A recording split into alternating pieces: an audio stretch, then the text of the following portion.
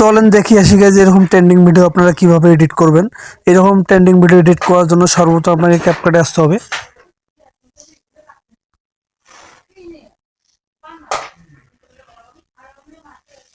CapCut আসার পর নিচে দেখতে পাবেন টেমপ্লেট নামে একটি অপশন। টেমপ্লেটে ক্লিক করবেন, ক্লিক করার সার্চ করবেন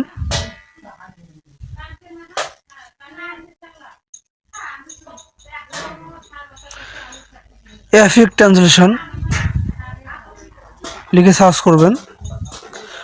সার্চ করার পর এখান থেকে যে কোনো একটি টেমপ্লেট সিলেক্ট করে নেবেন। ইউজ টেমপ্লেটে ক্লিক করবেন।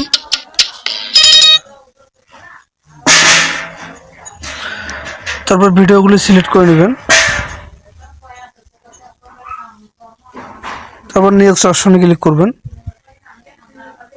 ভিডিও তৈরি হয়ে গেছে। তারপরে আপনারা এক্সপোর্ট অপশন থেকে ভিডিওটি সেভ করে নেবেন।